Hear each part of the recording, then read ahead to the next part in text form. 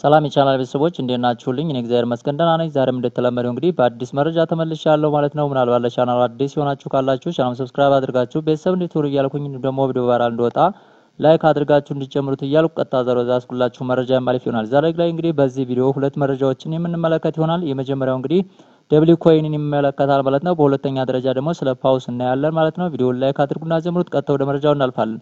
እንደምትመለከቱት እንግዲህ የመጀመሪያው ደብሊው ኮይንን ስንመለከት ደብሊው ኮይን እንግዲህ ለመጨረሻ ጊዜ አላራዝምም በዚህ ቀን ነው ሊስት የሚሆነው ብሎ አፕሪል 29 ላይ ሊስት እንደሚያደርግ ተናግሯል። ኦፊሻሊ ሊስቲንግ ብለው ማለት ነው።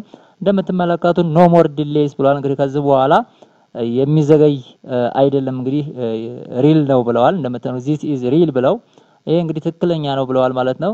ለሌላ ጊዜ የሚያራዝሙ አይደለም። ከዚህ በኋላ እንግዲህ ከተራዘመ ኦልሞስት ፌክ ነው የሚሆነው ማለት ነው። ያንዳንዱ ነገር እንግዲህ ማርኬቱን ያየን ነው። ብዙ ነገሮች እንግዲህ ማስተባበያ ሰጥተዋል። እንግዲህ የቶን ዋሌት ኮኔክት ማድረግ እንደሚጠበቅ እንዲሁም ደግሞ ካምፒዮን ላይ መሳተፍ ፕሪሊስቲንግ ታስኮች የመጣሉ ብለዋል። እንግዲህ ኢንቫይቴሽን እስከዛ ድረስ አድርጉ እያሉ ይገኛሉ። እነዚህ እንግዲህ በእነዚህ ኤቭሪቲንግ ዩ ዱ ናው ብለዋል። እንግዲህ ካውንት ዳውኑ ተጀምሯል ብለዋል ማለት ነው። ስለዚህ ይሄንን እንዲታረጉ እያሉ ይገኛሉ። ስለዚህ እንግዲህ ቅሯቸውን ታስኮች ፈጽሞ ምናልባት ከት ኦፍ ዴትም የሚወሰድበትን በቅርቡ እናደርጋለን ብለዋል። እንግዲህ እንደምትመለከቱት ስለዚህ ከት ኦፍ ዴትም እናደርጋለን እያሉ ይገኛሉ። ስለዚህ ደብሊው ኮይን አጠቃላይ ያለው መረጃ ይሄን ይመስላል። ምናልባት በቅርብ አዲስ ነገር ሊኖር የሚችል ከሆነ የማሳውቃችሁ ይሆናል። ደብሊው ኮይን ላይ የሚሰሩ ልጆች በዚህ መልኩ ብታደርጉ እንግዲህ ከአንድ ወር በኋላ ማለት ነው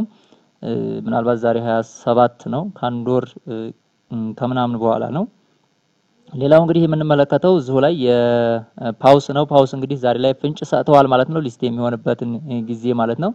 ምናልባት በቅርብ ቀን ነው ብለዋል። እንደምትመለከቱት 11/8 የሚልም አመጡታሉ። እዚህ ቦታ ላይ እንደምትመለከቱት 20 ሰዓትም ብለው ቱዴይ 20 ሰዓትም ብለው የተቀመጠ ነገር አለ። እንደምትመለከቱት ፕሪፔር ሳይንድ ፔፐር ሳይንድ ብለዋል።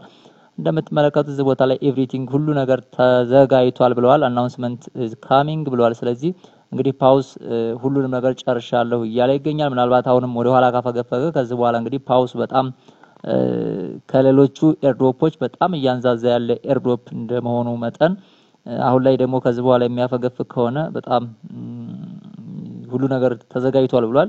ምናልባት ተዘጋጅቷል በ18 ነበር ኦልሞስት 10 ቀን ምንም ነገር ሳይሉ 10 ቀን ደርሰዋል።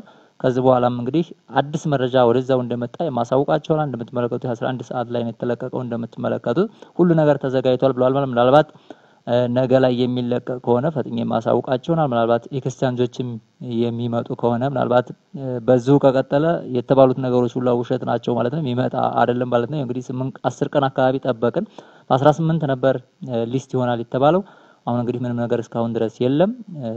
አሁንም ካሚንግሱን እያሉ ይገኛሉ ማለት ነው። ምናልባት በየቀኑ የሚቀያይሩት ነገር አለ። እሱንም የፓው